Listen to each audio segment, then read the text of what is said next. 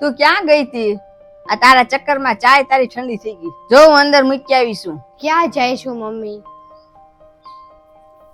હું નીચે હતી ભાભીના રૂમમાં. હું છું એટલો બધો ગુસ્સો કરે છો? ગુસ્સો ન કરું તો હું કરું મમ્મી? મેં વિચાર્યું હતું કે હું જે ડ્રેસ લાવી છું ને સાથે અને મારી ચુનડી નથી મમ્મી, તો ભાભીના કબાટમાંથી એની મેચિંગ છે ચુનડી હું લઈ લઉં મમ્મી. તો કબાટ ખોલવા ગઈ ને તો જોયું તો ત્યાં તાળું હતું મમ્મી, અને તાળું તો એવી રીતે માર્યું છે જાણે કે એની નણંદ છે ને કબાટમાંથી હું લઈને વહી જાય. એમાં તારી ભાભીની કાંઈ ભૂલ નથી.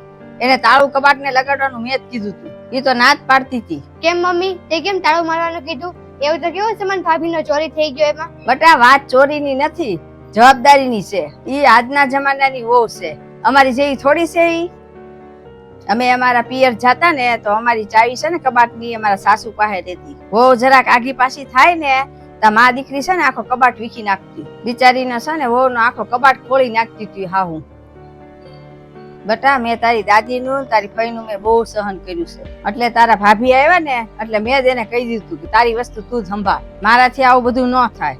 અને મારાથી છે ને એની જવાબદારી હું એની ન લઈ શકું. હવે મેં તો એને કહી દીધું તારી પોતાની વસ્તુનું તું ધ્યાન રાખ. આમાં તું જ મને કે આમાં કઈ ખોટું લગાડવાનું હોય? હા મમ્મી તારી વાત તો સાચી છે. જો ને હું અહીંયા આવી છું ને તો હું તે મારા કબાટને છે ને તાળું મારીને આવી છું.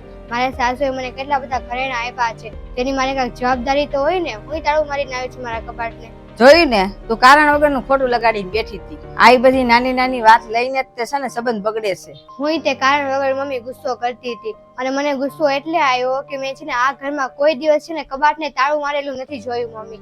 તે તારા કબાટમાં કોઈ દિવસ તાળું નથી માર્યું, અને છે ને બાઈના કબાટમાં કોઈ દિવસ તાળું નથી માર્યું, અને છે ને ભાભીએ તાળું માર્યું ને એટલે મને નવાઈ લાગી, મને ગુસ્સો આવી ગયો મમ્મી. કાંઈ વાંધો નહીં, હવે તને સમજાઈ ગયું ને. તું અંદર જા હવે રસોડામાં, અને તારી ચા ત્યાં પડી છે ગરમ કરીને તું પી લે.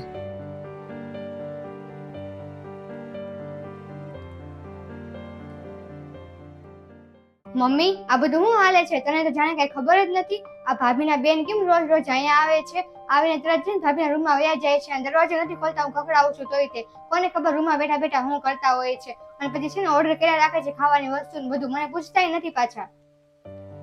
હું અહીંયા હું લેવા આવી છું મમ્મી? ભાભીના બેન આવીને રોજ અહીંયા રાજ કરે છે, અને મને કોઈ પૂછતું નથી મમ્મી. હું એટલે અહીંયા આવી હતી. તું છે ને ઘરમાંથી કાઢ, તું કઈ બોલતી નથી એટલે બધું આ વધતું જાય છે.